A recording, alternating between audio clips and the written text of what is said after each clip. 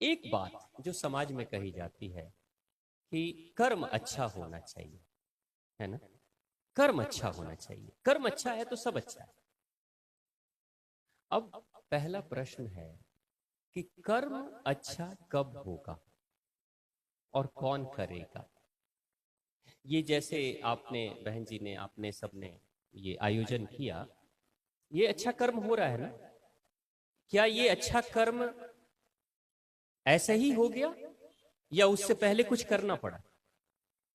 क्या करना पड़ा? तैयारी करनी पड़ी। तैयारी करने के लिए क्या करना, आपने सूचनाएं दी, इंफॉर्मेशन दिया, पूरी सफाई हुई, व्यवस्थित सारी चीजें हुई, आप सबको इनवाइट किया गया, ठीक है।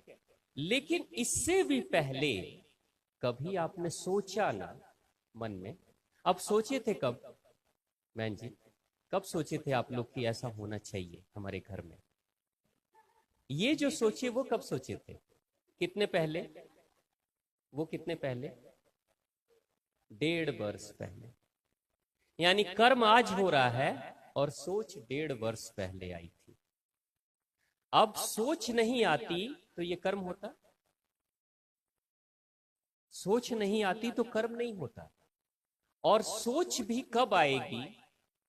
अगर आपके मन में सात्विक विचार नहीं हो तो क्या सोच आ जाएगी? एक नौजवान लड़का था, अपने किराए के मकान में रहता था। जिस बिल्डिंग में वो रहता था उस बिल्डिंग के नीचे, दूसरी बिल्डिंग के नीचे एक साहूकार रहता था। और वो जो साहूकार था वो लोगों को सूद ब्याज पे पैसे दिया करता था। और कई बार क्या करता था, जो ग्रामीण लोग आते थे उससे अगर वो 1,000 रुपए सूद पे ले रहे हैं कर्ज, तो अनपढ़ लोगों के साथ वो 1,000 लिखता था और बाद में एक एक्स्ट्रा जीरो लगा देता था, उस पे अंगूठे के निशान लगा लेता था। और लोग जो पढ़े लिखे नहीं थे वो नहीं जान पाते थे कि ये 1,000 है कि 10,000। यानी 1,000 लिया और 10,000 उसको बनाया। और जब पैसे चुकाने के लिए वो लोग पैसे लेकर आते थे 1 साल 2 साल के बाद, तो वो कहता था ये तो 10,000 तुमको देना पड़ेगा। और वो कहते थे मैंने इतना लिया ही नहीं। जब वो कहते थे कि मैंने इतना लिया ही नहीं, तो वो 10 लोगों को बुला लेता था और कहता था देखो क्या लिखा है और इसने क्या साइन किया है और क्या अंगूठा लगाया है, सबूत सामने दिख रहा है। तो लोग मजबूर हो जाते थे और कई लोगों को अपनी जमीन बेचनी पड़ जाती थी, अपने घर के सामान जेवर जेवरात बेचने पड़ जाते थे उसके कर्ज चुकाने के लिए। इस तरीके का काम वो करता था। वो जो नौजवान बगल में था, बगल की बिल्डिंग में पढ़ाई करता था, वो छात्र था, वो देखता था इस रवैये को। वो जानता था कि सच्चाई क्या है, एक गरीब इंसान में गलती है या इस सेठ साहूकार में गलती है, वो सब जानता था। मन ही मन बड़ा क्रोधित होता था और सोचता था जिस दिन मुझे मौका मिला मेरा मन करता है कि इसका गला दबा दूं, इसको मार दूं, ये सोचता था। और हर दिन कोई ना कोई गरीब इंसान आता था, कोई ना कोई आकर, वहां कोई स्त्री आकर रोती थी कि मेरे बच्चे बर्बाद हो जाएंगे, मेरा परिवार बर्बाद हो जाएगा, मेरी जमीन बिक जाएगी आपके इस कर्ज के कारण से। क्योंकि वो लोगों को डराता और धमकाता भी था, अपने गुंडों को भेजता था। तो ये देख देख के नौजवान ना सोचता था कि मेरा बस चले तो मैं तो इसको जान से ही मार दूं, इसको मैं खत्म कर दूं। ऐसा सोचते रहा। कब तक? कई सालों तक ये घटना चलती रही और कई वर्षों तक वो देखता रहा, देखता रहा, देखता रहा। एक समय की बात है कि उसका इम्तिहान आने वाला था और फाइनल इम्तिहान था। और उस एग्जाम से पहले उसको एग्जामिनेशन फीस देना था उस नौजवान को। लेकिन बाबूजी को चिट्ठी लिखा अपने गांव पे, तो बाबूजी के पास पैसे नहीं थे। बाबूजी ने कहा कि बेटा इस बार की फसल अच्छी नहीं हुई है, पैसे नहीं है, मैं तुमको दे नहीं पाऊंगा, कहीं और से कुछ व्यवस्था कर लो, ठीक है। तो लड़का बड़ा परेशान हो गया, समय की कमी थी, बैठा था, चिंतित था। तब तक अचानक सेठ जी पे नजर पड़ी और वो सोचा कि ये सेठ जी तो सूद पे पैसे देते हैं, यानी कि मैं भी कर्ज ले लूंगा और उसके बाद से काम पूरा होने के बाद, इम्तिहान होने के बाद बाबूजी के पैसे आएंगे तो मैं इसको दे दूंगा, वापस कर दूंगा। यही वो सोचा और सोच के सेठ जी के पास चला गया।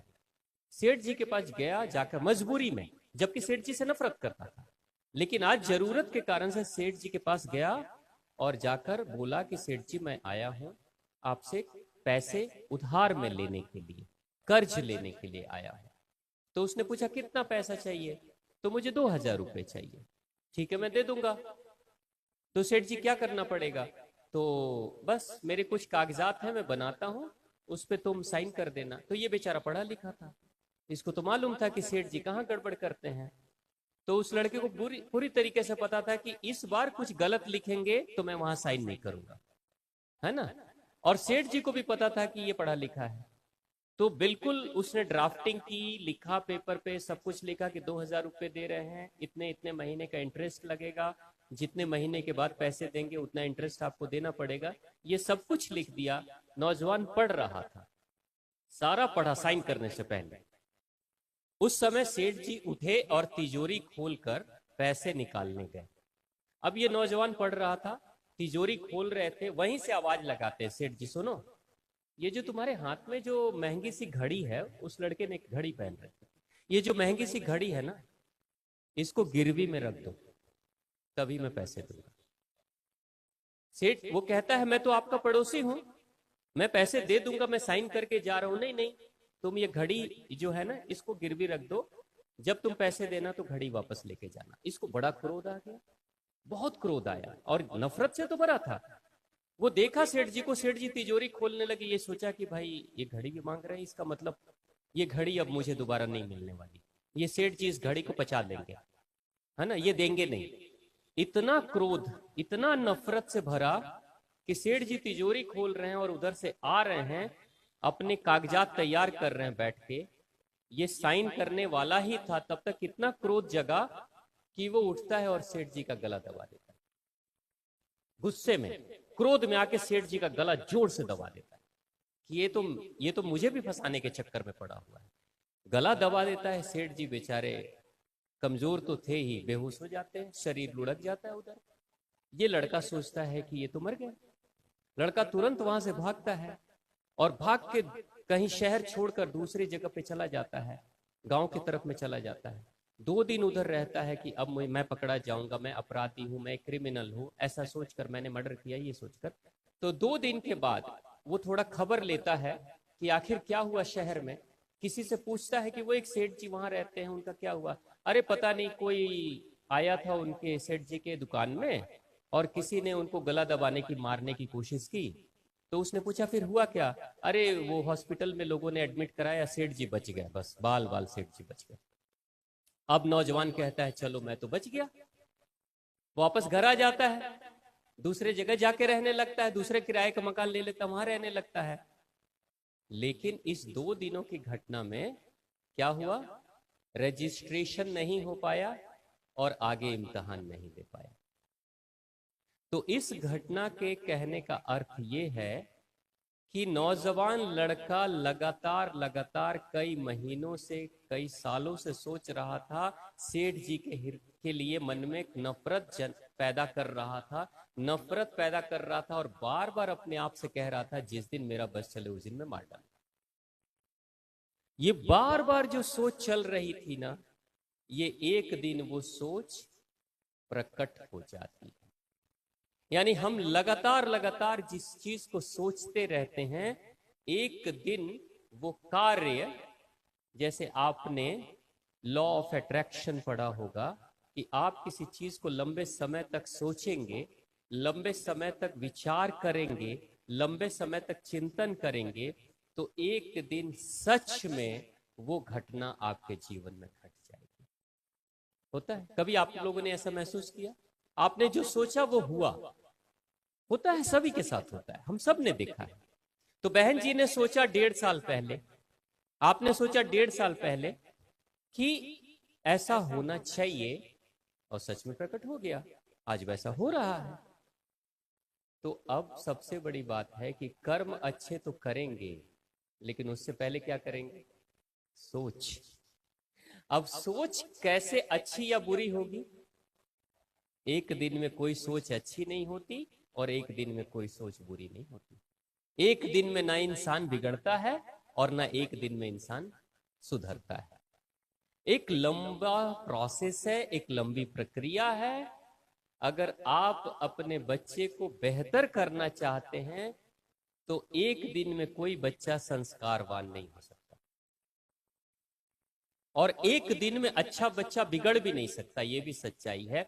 उस लंबे प्रक्रिया से आपको भी उस बच्चे को गुजारना होगा, या आपको स्वयं को गुजारना, तब जाकर आप वैसे संस्कार, संस्कार का मतलब साइंस के अकॉर्डिंग ब्लूप्रिंट कहते हैं, यानी इंसान के मन का जो ब्लूप्रिंट, नक्शा तैयार होता है। जैसे बहन जी ने घर बनाया, ये घर कितना सुंदर है, मैंने देखा इसको, बहुत अच्छी डिजाइनिंग, सारे कमरे बड़े अच्छे साइज के, कलर कॉम्बिनेशंस जो आपने कलर दिए, जो इसमें छोटी छोटी मूर्तियां लगी हुई हैं, मतलब बेस्ट बेस्ट यूटिलाइजेशन इस जमीन का हुआ है, और सब कुछ बिल्कुल सिस्टमेटिक। ये ऊपर का सेट भी आप देख रहे हो कितना सिस्टमेटिक सब कुछ है। इस पूरे घर में ऊपर से नीचे तक आप चले जाओगे, कोई भी चीज ऐसी नहीं है जो यूजलेस हो, यानी सब कुछ सिस्टमेटिक। तो ये जो सिस्टमेटिक बनने में कोई एक दिन की प्रक्रिया नहीं, एक लंबी प्रक्रिया है, और इस लंबी प्रक्रिया से जो कोई इंसान गुजरेगा वो वैसा हो जाएगा। यानी संस्कार एक दिन की बात नहीं। दुनिया का कितना भी अच्छा हो इंसान, कितना भी अच्छा, उसको बुरे लोगों की संगत में डाल दीजिए, बुरे लोगों के साथ रहने दीजिए, वो बिगड़ना है, गारंटी, कोई इसको रोक नहीं सकता। महाभारत में एक बड़ा अच्छा प्रसंग आता है गांधारी का, माता गांधारी और पिता, पिता का नाम महाभारत में धृतराष्ट्र। धृतराष्ट्र, धृतराष्ट्र किसके पिता थे? कौरवों के पिता, दुर्योधन के पिता और सबके पिता। धृतराष्ट्र जन्म से अंधे, और माता शादी से अंधी। पट्टी बांध ली तो अंधी तो हो गई, शादी से वो अंधेपन को उसने स्वीकार कर लिया, है ना। शादी से मां ने आंखों पे पट्टी बांध ली, ठीक है। पिता जन्म से अंधे, पिता की प्रकृति अंधा, और मां ने अंधेपन को स्वीकार किया। अब जब मां ने अंधेपन को स्वीकार किया तो उसके बाद संतान उत्पन्न तो हुई ना, संतान तो होगी ना। अब पिता तो अपनी जिम्मेदारियों को पूरा नहीं कर सकते क्योंकि उनकी विवशता थी, लेकिन मां को तो भगवान ने आंखें दी थी ना, दृष्टि दी थी ना। मां ने उस दृष्टि को बंद कर दिया। अब बच्चे तो हैं, और कितने बच्चे? 100, मतलब फैमिली प्लानिंग के अगेंस्ट पूरी तरीके से 100 बच्चे, ठीक है। अब 100 बच्चे के साथ न मां है न पिता है। सिर्फ खाना ही तो मिल रहा है ना, राजमहल में खाना मिल रहा है, प्रत्येक घर में खाना मिलता है, सभी बच्चों को खाना मिलता है। बच्चे तो छोड़िए, कुत्ते के बच्चों को भी खाना मिलता है। समाज में जो बच्चे पैदा होते हैं उनको भी खाना मिलता है। पहाड़ों पे जो पेड़ पैदा होते हैं, जहां पे कोई नदी नहीं है, उनको भी खाना मिलता है, खुराक मिलता है, और वो उनका भी विकास होता है। तो भोजन तो सब जगह मिलता है, कहीं ना कहीं कुछ ना कुछ मिल ही जाता है। भिखारी भी भूखे नहीं मरते, उनको भी खाना मिलता है। लेकिन जो सबसे बड़ी बात है परवरिश, वो परवरिश कौन करेगा? संस्कार कौन देगा? संस्कार देने वाला कौन था? कौरवों को। अब कौन आया? मामा। मामा कौन था? शकुनी।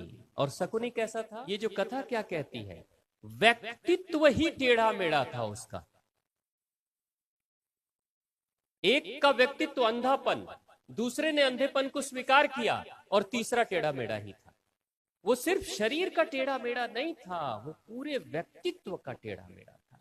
खेलता क्या था? शतरंज, जुआ, पासे का खेल, हाँ?